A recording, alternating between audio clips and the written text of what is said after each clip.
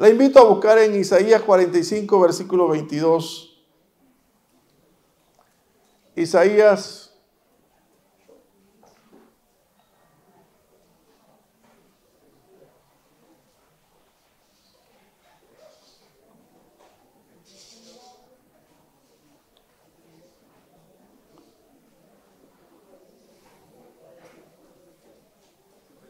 ¿Entiende por qué lo digo?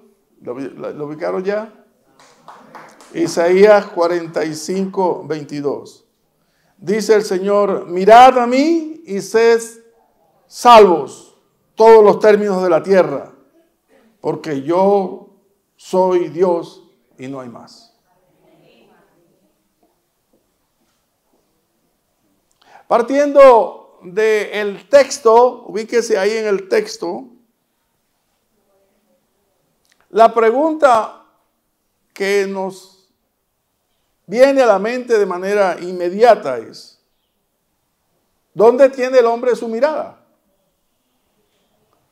Porque obviamente no está en Dios. ¿Dónde tiene el hombre su mirada? Dice la segunda parte, sed salvos. Y ese sed es un imperativo que urge la necesidad de ser salvo. Y lo que condiciona esa salvación es que miren a mí. Pero obviamente que si dice sed salvo, ¿por qué? Porque la condición del hombre es no salvo, o sea, muerto, espiritualmente muerto.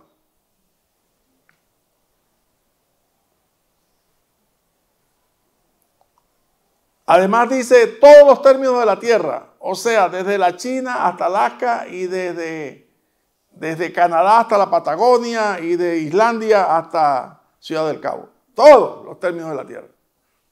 Quiere decir que todos los términos de la tierra están bajo una misma condición. Y todos los términos de la tierra están bajo una misma necesidad, sed salvos.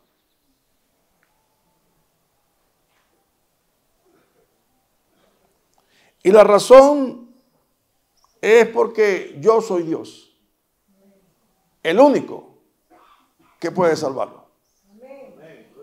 El único.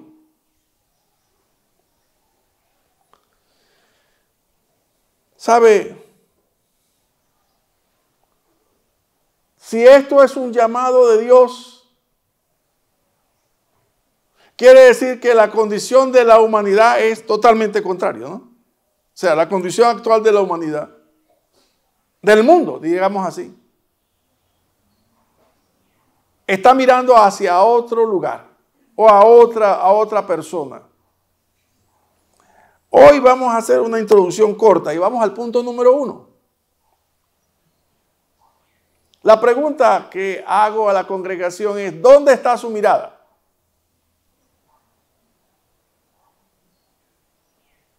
¿Dónde está la mirada del hombre? Voy a ubicarme un poco en el contexto del capítulo 45 de Isaías. Si usted lee el entorno, usted está hablando de una amonestación de Dios a un pueblo idólatra. Eso es lo que está diciendo.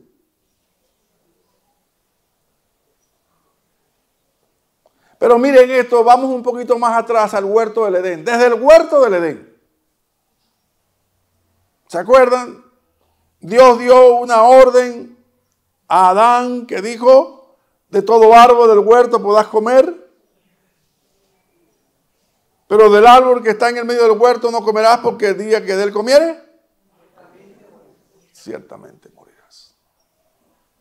Así que luego de la desobediencia de ambos,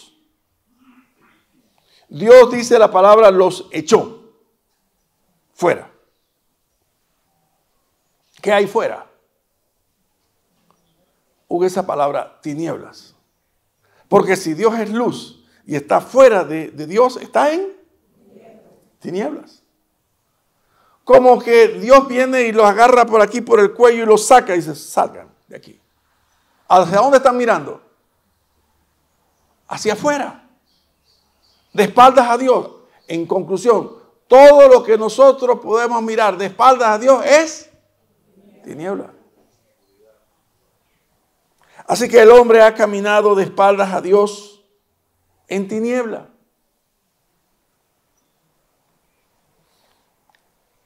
Tal es la tiniebla en la cual el hombre ha vivido, que la condición actual del hombre es esta: imposible de modo natural volver a Dios. Nadie puede volver a Dios. Nadie puede pensar, he hecho lo malo y voy a volver a Dios porque me he apartado de Dios o porque mis padres no me enseñaron de Dios. Es que no conoce a Dios. Y no hay forma. Porque si nos meten en un cuarto que es totalmente oscuro, decimos, ¿dónde está la puerta?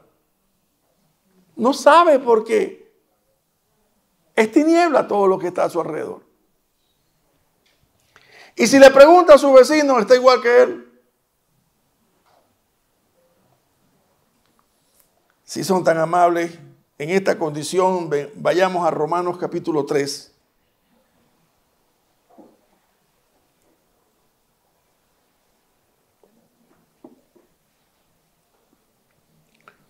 Pero voy a leer del verso 10 al 12 y luego saltaré el 17 y 18. Dice el verso 10 en Romanos capítulo 3. Como está escrito, no hay justo ni aún uno. No hay quien entienda y no hay quien busque a Dios. Todos se desviaron, a una se hicieron inútiles y no hay quien haga lo bueno. No hay ni siquiera uno. El 17 dice, y no conocieron camino de paz, y no hay temor de Dios delante de sus ojos. Pero ¿cómo va a haber temor de Dios si no le conocen? El temor de Dios viene por el conocimiento de Dios. Por saber lo que es la majestad de Dios, la santidad de Dios, porque yo quiero caminar de tal manera que Él se agrade de mi vida, entonces camino en temblor y en temor, ¿verdad? De no fallarle. Pero si no le conocen, es más, como leíamos en unos mensajes anteriores, no hay ni siquiera uno del cual Dios se complazca. Pero ¿sabe qué? El hombre tiene una huella, como dijo Germán Núñez Briñez en una predicación en nuestra iglesia hace muchos años. Todo hombre, todo ser humano es creado por Dios. Dios permite la concepción. Así que partiendo de eso, todos tienen, dijo él, la huella digital de los dedos de Dios. Son hechura suya. Por lo tanto, el hombre siente la necesidad en lo más profundo de su corazón de buscar a Dios. Pero no lo halla porque su vida es tiniebla. No lo puede hallar. Entonces, ¿qué hace el hombre para imaginarse el Dios que está en los cielos o la creación o el trueno? ¿Qué hace el hombre para concebir de alguna manera que Dios existe? Bueno, es lo que nuestra cultura central indígena es el animismo. Creen mucho en las ánimas, en los espíritus. El espíritu del aire, el espíritu de los demonios, el espíritu de la muerte, el espíritu de la vida, todo es espíritu. Porque también como tenemos una mezcla afrodescendiente, entonces tenemos el fetichismo. Y creamos una figura de lo que no hemos visto, de lo que nos imaginamos, o de los que nos han hecho creer que representa a Dios, o que representa a la deidad, o que representa a alguien que está cerca de la deidad. Y nosotros en nuestra ignorancia hemos venerado a esa persona por medio de esa figura, de esa talla de madera o de cualquier material. Y por años nos inculcaron esa religión, vamos a llamarlo así, esa manera de pensar. Y por eso, mire, cuando Dios hace a un hombre libre, es libre de todo, ¿yo? Es libre de todo, o sea, la libertad. El problema es que el hombre tenga conciencia de que es libre. Y ahí empieza el proceso de santificación, entender a cuál libertad nos llama Dios.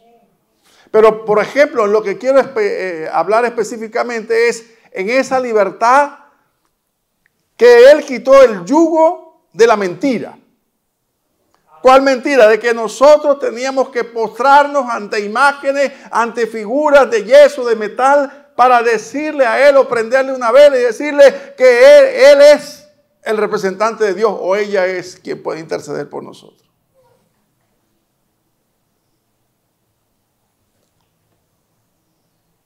Para que veamos hoy día desde este lado del río la absurdez o la insensatez. El profeta Isaías en el mismo capítulo 44,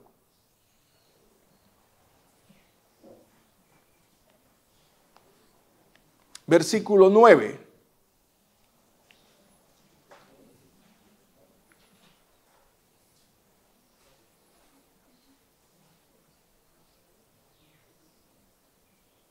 Dice así, leo para ustedes: los formadores de imágenes de talla, todos ellos son vanidad. Y lo más precioso de ellos para nada es útil. Ellos mismos son testigos de su confusión, de que los ídolos no ven ni entienden. ¿Quién formó un Dios? ¿O quién fundió una imagen para que para nada es provechoso? He aquí todos los suyos serán avergonzados.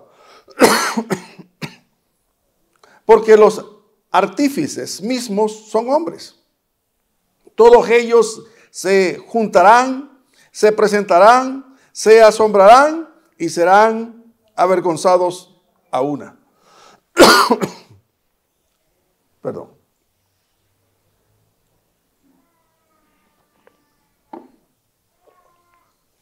Miren esto, verso 12. El herrero toma las tenazas, trabaja en las ascuas, le da forma con los martillos y trabaja con ello con la fuerza de su brazo. Luego tiene hambre y le faltan las fuerzas, no bebe agua y se desmaya. El carpintero tiende la regla, lo señala con almagre, que eso es óxido ferroso, con una tiza, y lo labra con los cepillos y le da figura con el compás. Lo hace en forma de varón o semejanza de hombre hermoso para tenerlo en casa. Corta cedros, toma ciprés y encina y crecen sobre los árboles del bosque, del bosque. Planta pinos que se críen con la lluvia. De él se sirve luego el hombre para quemar y tomar de ello para calentarse. Enciende también el horno y cuece pan y hace además un dios y lo adora. Fabrica un ídolo y se arrodilla ante él. Parte del leño quema en el fuego. Con parte de él come carne, prepara un asado y se sacia, después se calienta y dice: oh, me he calentado, he visto el fuego. Y hace del sobrante un dios, un ídolo suyo, y se postra delante de él y lo adora. Y le ruega diciendo: líbrame, porque mi Dios eres tú. No sabe ni entiende, porque cerrados están sus ojos para no ver y su corazón para no entender. No discurre consigo, no tiene sentido ni entendimiento para decir: parte de esto quemé en el fuego y sobre sus brasas comí pan y asé carne y comí. Y haré del resto de él una abominación. Me postraré delante del tronco del árbol. De ceniza se alimenta, su corazón está engañado, se desvía. Porque para que no libre su alma, ni diga, no es pura mentira lo que tengo en mi mano derecha. ¿Se da cuenta que el hombre en la historia, cuántos de nosotros tuvimos figuras en nuestras casas que alguien las hizo de madera? Y dice Isaías, si llega el invierno o hay necesidad de calor, entonces coge al muñeco y lo mete en el fuego. Y dice, bueno, voy a hacer pan o voy a hacer un guiso, pero con el que queda lo acomoda a San Benito y le dice, bueno, ahora tú eres mi Dios. Y dice, pero bueno, no eres capaz de entender qué es lo que estás haciendo. Por eso, con este texto, yo creo que en esta mañana todos los que tengan imágenes en su casa las van a botar esta tarde. Porque es una insensatez pensar por un momento que algo que hace el hombre pueda tener la capacidad de ser su Dios. Pablo dijo, es un ídolo. Y también añade Pablo, y los ídolos no son nada.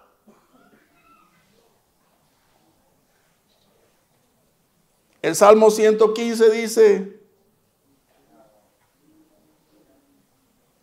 los ídolos de ellos son plata y oro, obra de sus manos, obra de manos de hombre. Tienen boca y no hablan. Tienen ojos y no ven. Orejas tienen, mas no oyen. Tienen narices, mas no huelen. Manos tienen, mas no palpan. Tienen pies, mas no andan. No hablan con su garganta. Mire lo que dice el 8. Semejantes a ellos son los que los hacen y que cualquiera que confía en ellos.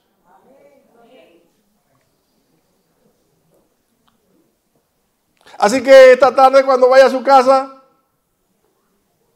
si necesita una bolsa para meter todas las cosas que tenga en su cuarto o en su recámara, con mucho gusto se la daremos. ¿Alguien puede hablar a alguien? ¿Alguien conoce a algún amigo, a alguna persona que tiene esos santuarios ahí con velas prendidas permanentemente a Virgen de Coromoto, a los 7 poderes, a los sé qué? ¿Usted ha visto o usted tiene algún amigo que está eso? Bueno, háblele lo que hoy ha escuchado. Leer el Salmo 115 dice, esto es insensato. Porque resulta que el mismo hombre en un concilio beatifica y considera quién es santo. ¿Hasta cuándo tanta mentira? El único que hace al hombre santo es aquel que escoge al hombre y lo aparta del mundo. Y ese único es Dios. Y no hay otro, solamente Dios. Si usted dice en su pensamiento, dice, pastor, pero eso ya hoy día estamos en una época posmoderna, ya eso no existe en la actualidad. No, es que el diablo no deja de trabajar. Pues si ya los muñecos están pasando de moda, ahora él busca otras cosas que en las cuales usted ponga su mirada. El asunto es distraer. El asunto es entretener. Pero ¿sabe qué? Ya estamos en la década de la muerte del Homo sapiens. Del ser que piensa. ¿Sabía eso? En esta década el hombre muere, según los sabios de este mundo. Y comienza el Homo siente. Ya no es el Homo sapiens. Ahora va a ser el hombre que va a sentir. ¿Por qué? Porque ya alguien va a pensar por él. Y eso lo llaman transhumanismo.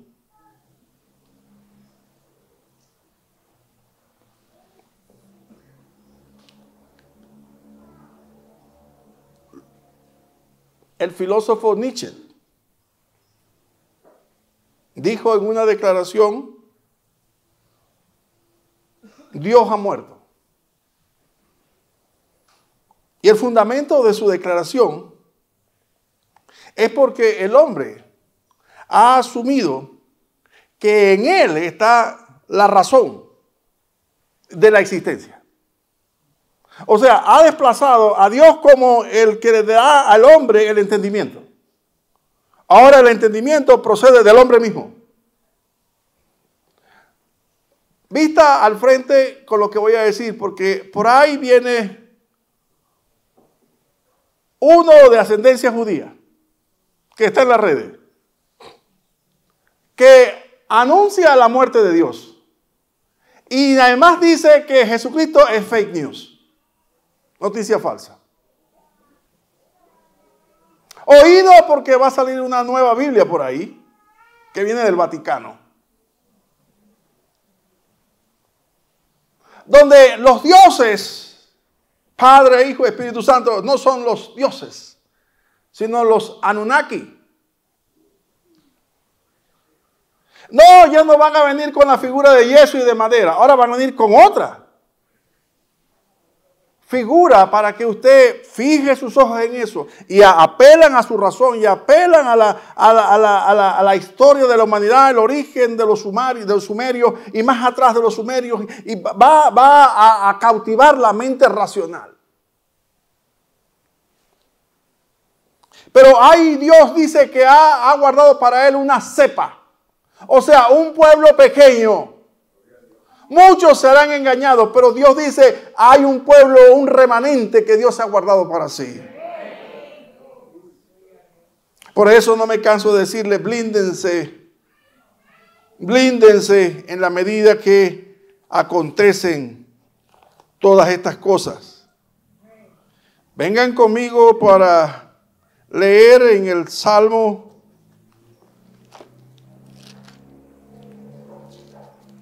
la respuesta de Dios para esta gente. En el Salmo 14,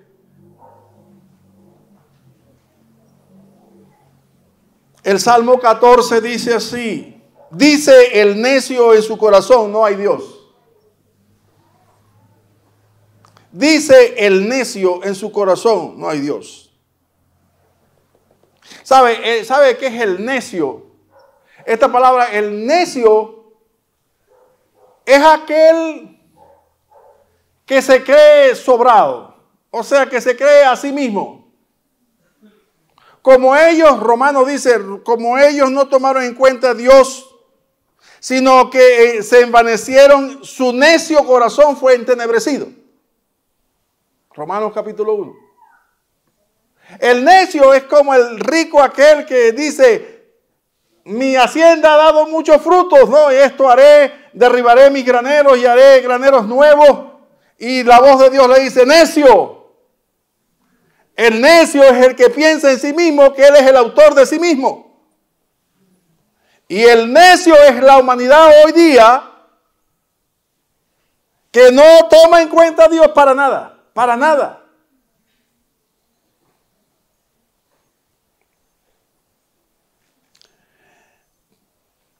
Salmo 14, dice el necio en su corazón, no hay Dios.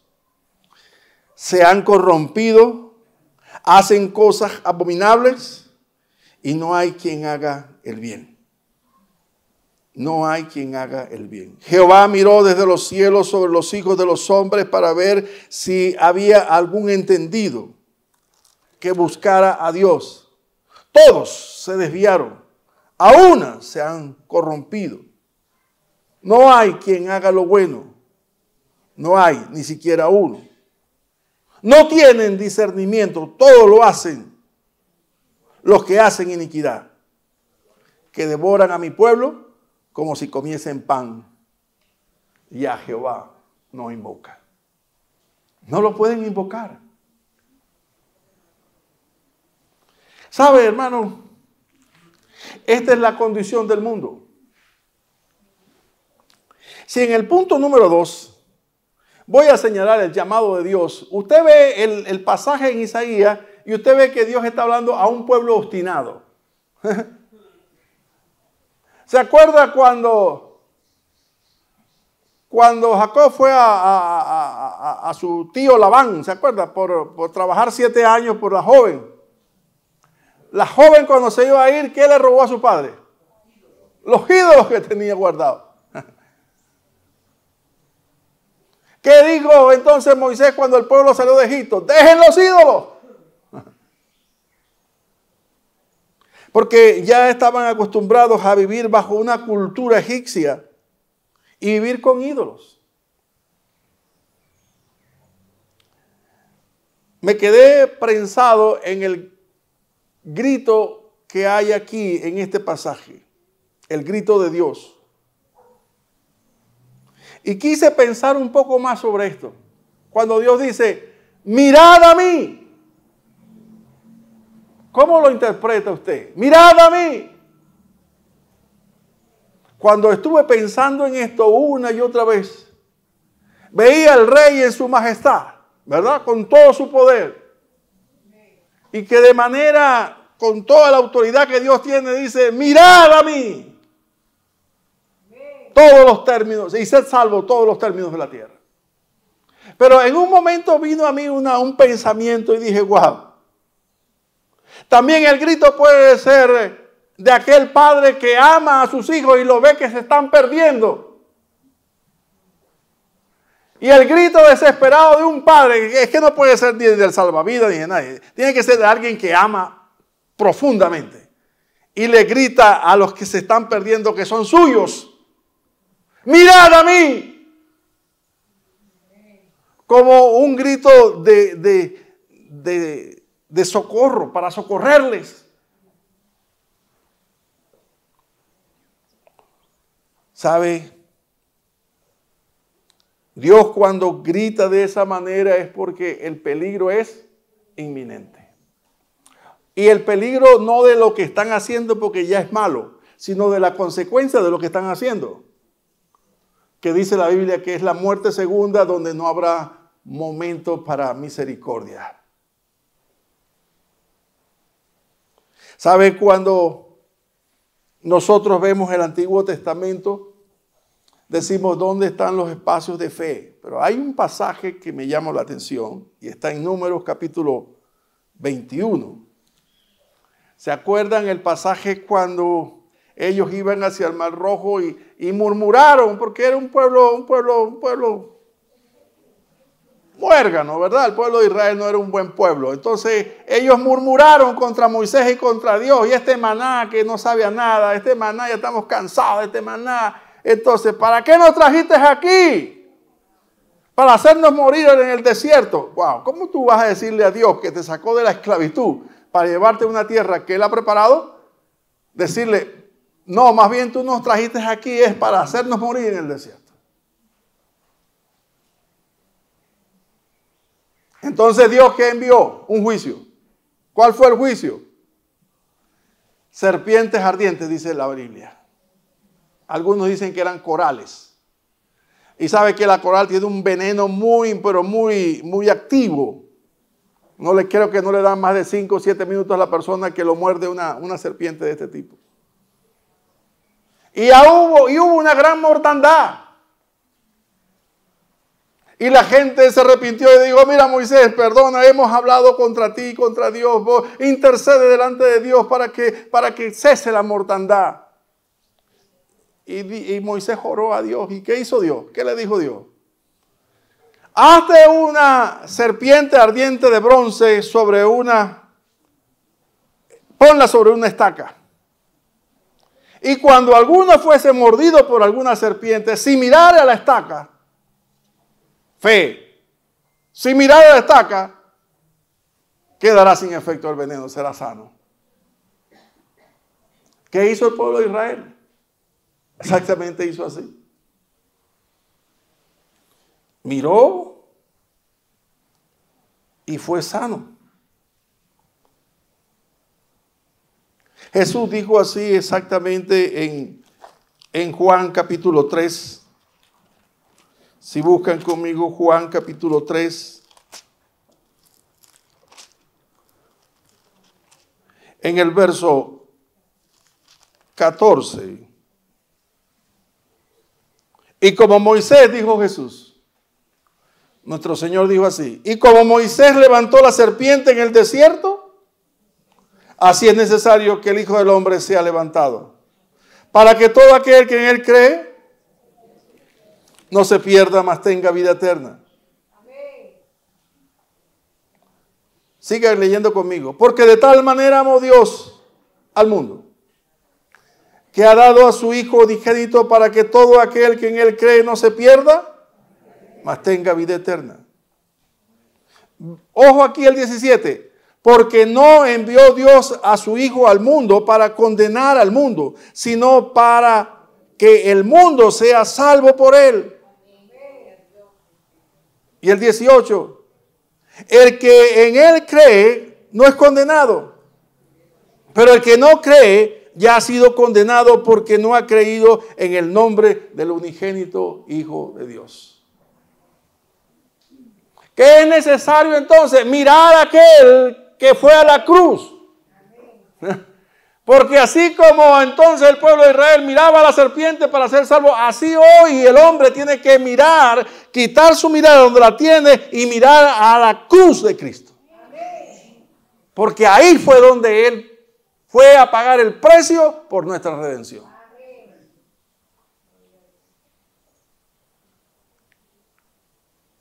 Venga conmigo a Juan capítulo 12.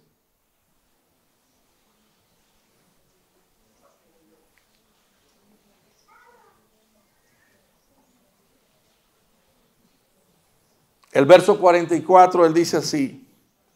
Jesús clamó y dijo, permítame si sustituyo un verbo.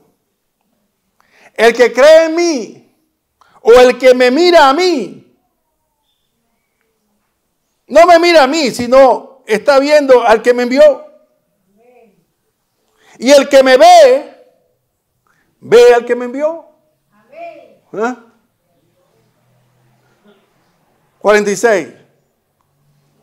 Yo, la luz, he venido al mundo para que todo aquel que cree en mí no permanezca en tinieblas. Como dije en la introducción, el hombre caminando de espaldas a Dios vive en tinieblas. Y tal es la tiniebla que no hay manera de ver luz. Dice él el 46, yo la luz he venido para que todo aquel que cree en mí no permanezca en tinieblas. Al que oye mis palabras y las guarda, yo no le juzgo. Y no las guarda, yo no le juzgo. Porque no he venido a juzgar al mundo, sino a salvar al mundo. El que me rechaza y no recibe mis palabras, tiene quien le juzgue. La palabra que he hablado, ella le juzgará en el tiempo postrero. Entonces, Dios envió ahora no una serpiente, envió a su propio Hijo para morir en la cruz y pagar el precio de nuestra necedad, de nuestra vida apartada de Dios, de nuestra vida de pecado, de nuestra vida de tiniebla. Y dice él, y el que cree en mí no andará más en tinieblas. Ya no tendrá que adorar ídolos de imagen, de bronce, de oro, de plata, de yeso, de lo que sea. No. Ahora usted tiene una relación con Dios por medio de Jesucristo, donde no es necesario ninguna imagen ni ningún intercesor, solamente Cristo.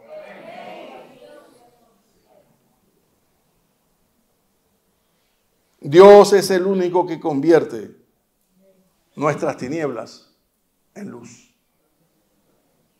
¿Se acuerda como Pablo dijo? Y aquel que mandó que de las tinieblas resplandeciese la luz, es el que resplandeció en vuestros corazones para la iluminación de vuestro entendimiento, a fin de que podamos ver la gloria de Dios en la persona de Cristo. ¿Dónde está tu mirada? ¿Sabe? A veces la mirada está puesta en las facturas que tengo que pagar. No tengo cómo pagarla. No tengo cómo pagar el condominio. Y entonces lo primero que hace, le voy a pedir prestado a Pedro, a Juan, al cuñado. Ese no me falla, el cuñado. A veces nuestra mirada está en el diagnóstico médico: tienes cáncer.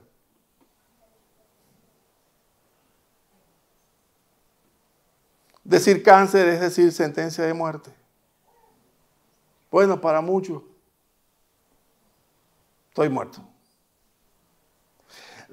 A veces nuestra mirada está en que vemos la despensa y ahí lo que no hay ni harina para nada.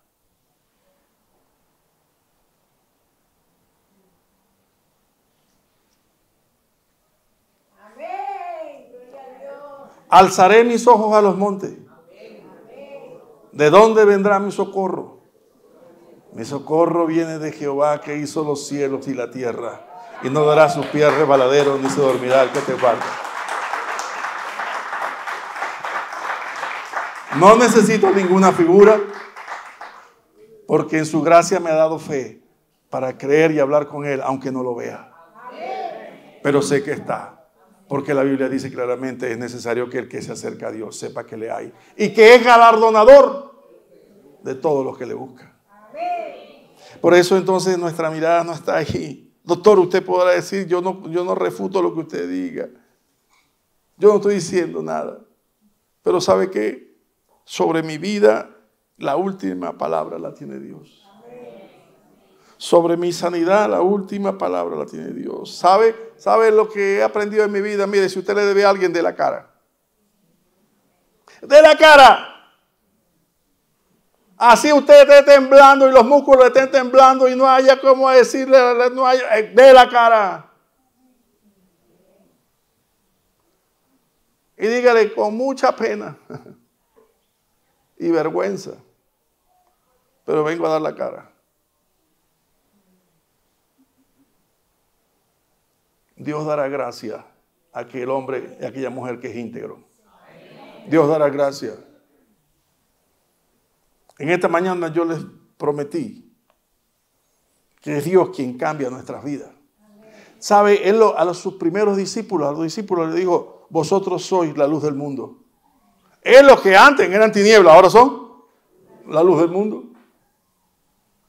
Pablo dijo a los efesios: vosotros que antes erais tinieblas, ahora sois luz en el Señor. Ya no hay necesidad de andar en tinieblas ni en necedad de vida, porque tenemos un Dios que conoce exactamente todas nuestras necesidades. Todas. Yo he dicho en el anuncio que les mandé, le dije: ¿quiere usted venir el domingo y mostrar su fe delante de Dios? Venga, yo voy a hacer un llamado en este momento. Cierre sus ojos por un momento. No sé cuál es la necesidad que pueda usted tener esta mañana.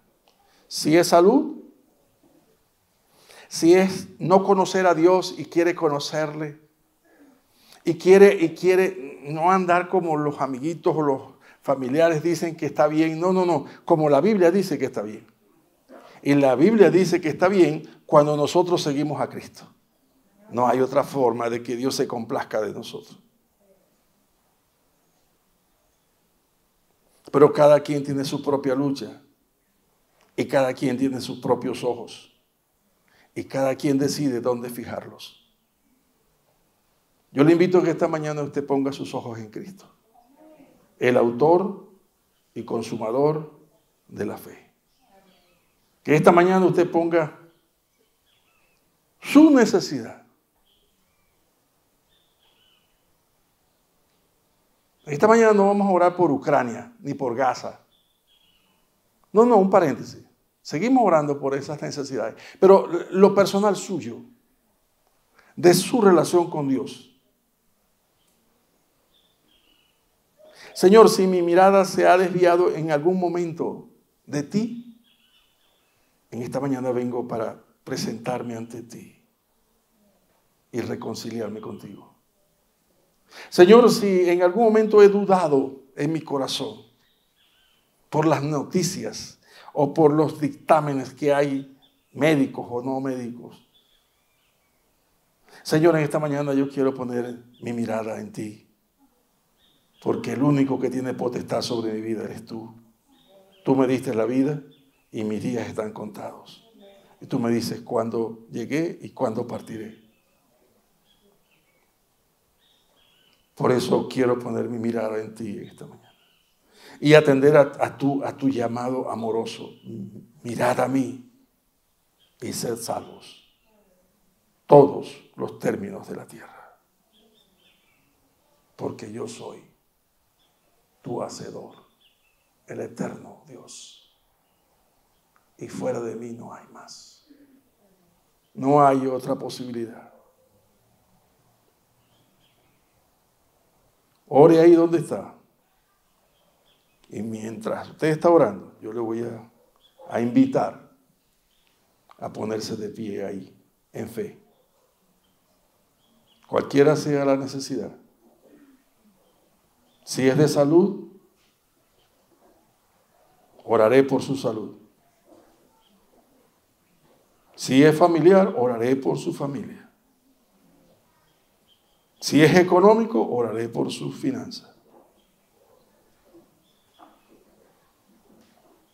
Porque yo creo en un Dios eterno, misericordioso, poderoso, sanador, que hace maravillas.